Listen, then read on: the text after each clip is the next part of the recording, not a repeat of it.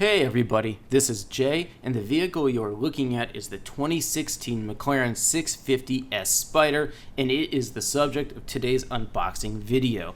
What is an unboxing video? Basically, I want you to know where everything is and what everything does before you get in this car yourself. So, I'm going to give you a very brief history of McLaren. I'm going to talk about this car's engine and transmission, its design inside and out, its many features, what is the competition, safety and fuel economy, overall pricing, and even a brief test drive today. So McLaren, it was a racing team originally founded back in 1963 by a guy named Bruce McLaren. He was an excellent race car driver as well as an engineer. Some of the most famous drivers in F1 history have raced for McLaren, including James Hunt, Ayrton Senna, and Lewis Hamilton. Bruce McLaren himself raced the Ford GT40. He was one of the co-drivers back in 1966 at Le Mans when Ford finally beat Ferrari. But McLaren, as a road car company, didn't even build its first street-legal road car until 1992 when the F1 came out, and today that car is worth millions. And the 650S Spyder you're looking at first came out in 2014. It was based a lot on its predecessor, the 12C. But first of all, I want you to hear this engine. Don't go anywhere. Be right back.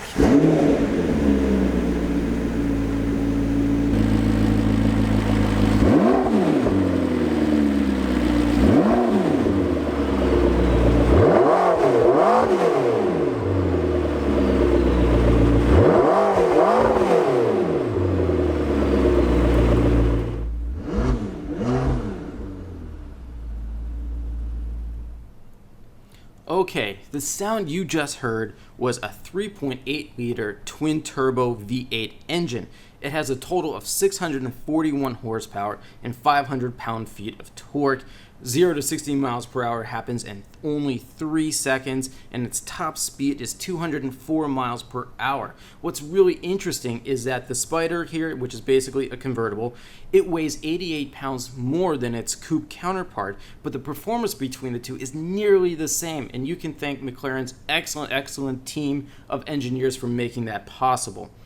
And all that power is sent to the rear wheels via a 7-speed dual-clutch transmission. And as I was saying before, the 650S's predecessor was called the 12C. It was an excellent car as well, but McLaren stuck with the overall basics of the car, but 25% of this car's components are actually brand new.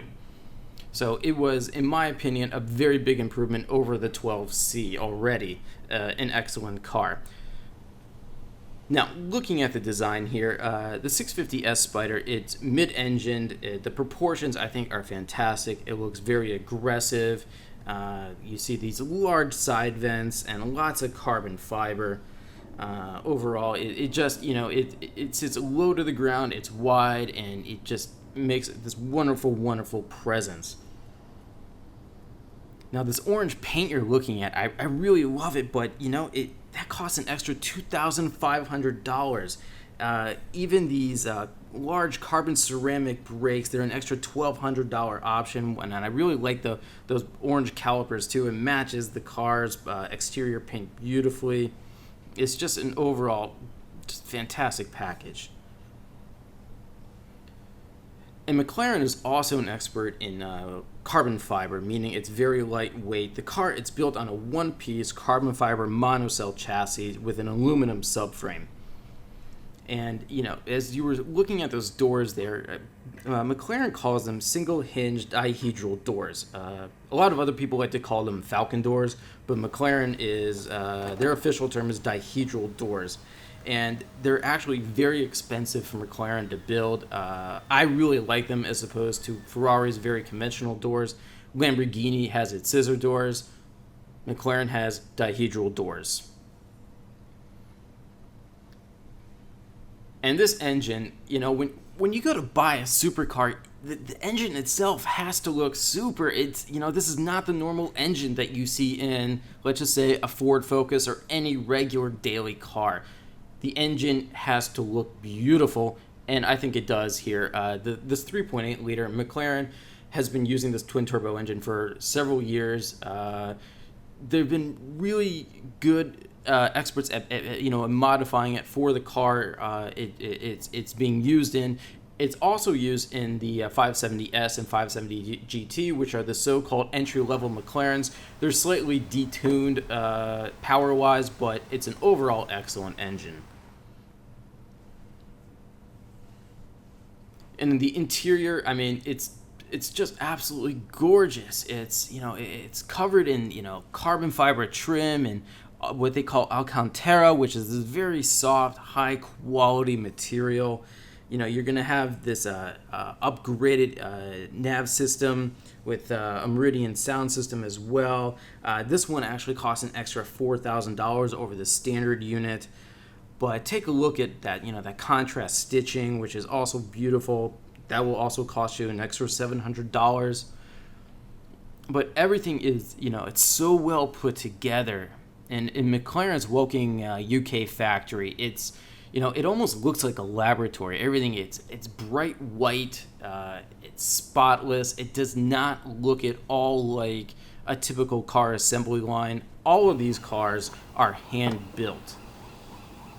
They pay attention to every little detail. And even these racing seats, they're installed by a couple of people, and they cost an extra $7,000, which, you can buy a used car for $7,000, but that's what these seats cost.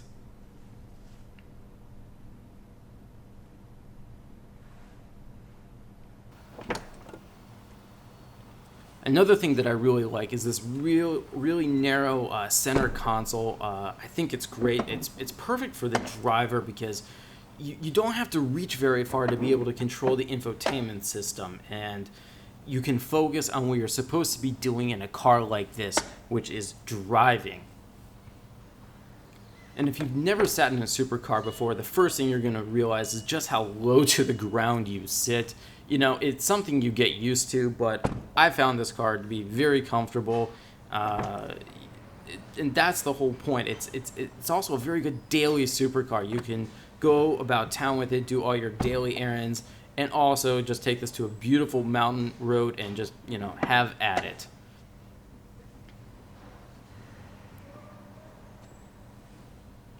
Now, some of the driving dynamic features included here is that you have an open differential with brake steer, as well as 4 stability control modes, including winter, normal, sport, and track.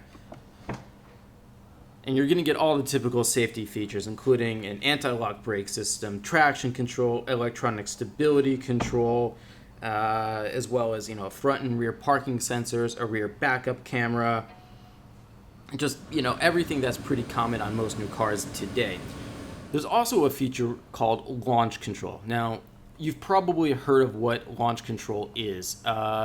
It's offered on many cars today at various price points, but a good definition of it is that it's an electronic aid that assists the driver to accelerate from a standing start. Basically, you're going to get consistently reliable launches at the track, drag strip, and the street. You don't have to do anything. You just engage launch control, and the car's computer will do the rest.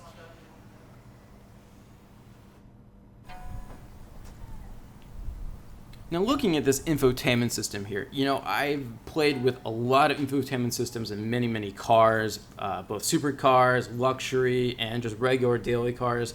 I found the system to be overall pretty good. A few complaints I have. The screen is maybe slightly small, but that's not a deal breaker by any means. I would like, however, to see a little bit more color. You just have this black and white overall. I think compared to more updated systems that you're just, starting to see today, McLaren could probably upgrade this a little bit. But I've also heard that the 650S's successor is going to be coming out in the pretty near future, so I expect this infotainment system will also be upgraded then as well.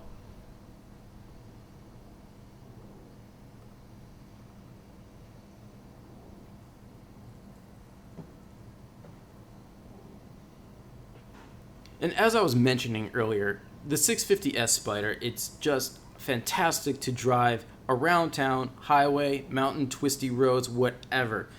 But you need to bear in mind, what is the fuel economy for a supercar? Well, McLaren rates this at 16 miles per gallon in the city, 22 miles per gallon on the highway, and an average of 18 miles per gallon.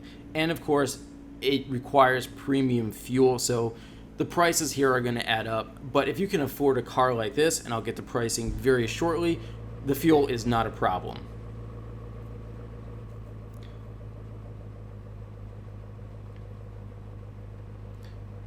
And that's the air brake there, and it's just, it helps, to slow down the car, essentially. It automatically raises and lowers. You don't have to do a thing.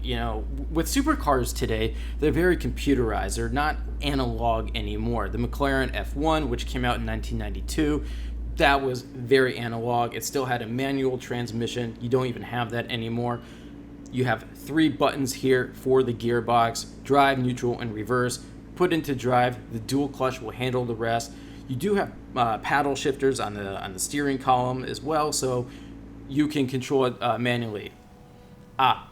This feature, just like in the Bentley Continental GT convertible I recently unboxed, is the electronic roof. Again, this is just a work of engineering art. I love the way it just opens and closes with a push of a button. Just like that. And actually, I think this car looks better with the top down. That's just my opinion. I know some people prefer coupes. I think this looks great as a convertible.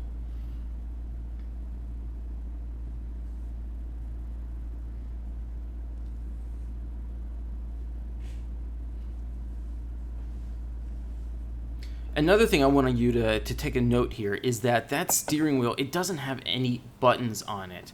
And I've complained in the past before about cars with their steering wheels. They just have way too many buttons. I mean, they've almost become control pads themselves. A steering wheel is meant to steer the car. And when you are driving a supercar, that is what you want to be doing. You don't want to be distracted. Another company that understands that mentality is Porsche. The Porsche 911s, their steering wheels are also without buttons. I love that. And this steering wheel, it's maybe a little hard for you to see, but it's kind of smaller. It's meant for you to be able to do very short and precise turns whenever you want to do it. And then, because remember, it's about the driving experience. It's about going fast. And, that's the supercar life. And even on the steering wheel, you have more carbon fiber trim. It's just, it's everywhere in this.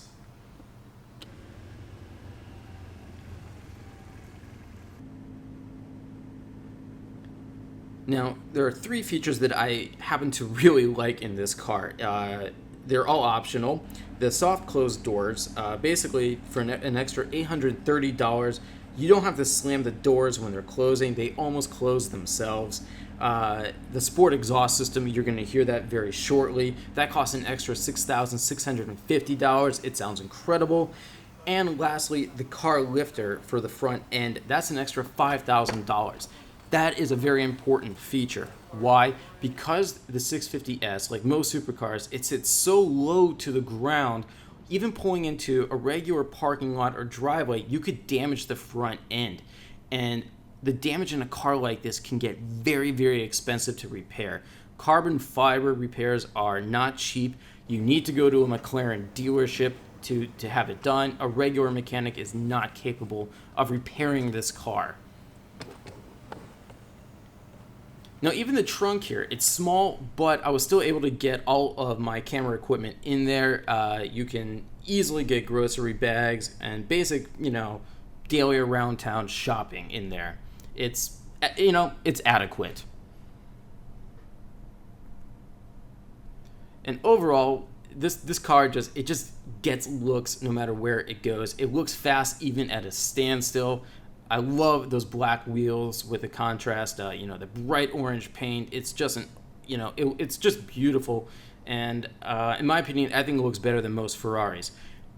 But stay right there because here comes the test drive.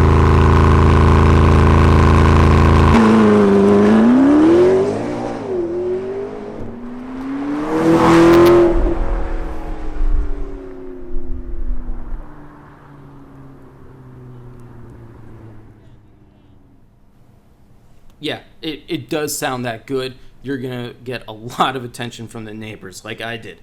Now, pricing. Well, the 2016 McLaren 650S Spyder bases at $284,500. Now, this car came to a total of $323,730. Do the math, and that is nearly $40,000 worth of extra features. $40,000. You can buy so many other cars for that amount. And get this, it doesn't stop there. You can get additional carbon fiber and many other features, and it'll push that price even higher. So, what is the competition? You're going to get the Ferrari 488 Spyder, the Lamborghini Huracan Spyder, and in my opinion, these three cars are the holy trinity of mid-engine supercars today. I really like the McLaren. It's unique, it's different, and above all, it's very special. So, everybody, thanks for watching today. Be sure to leave comments and subscribe to my YouTube channel. If there's any other cars you'd like to see me review, please do so, and check out the full review of the McLaren 650S at carbuzz.com.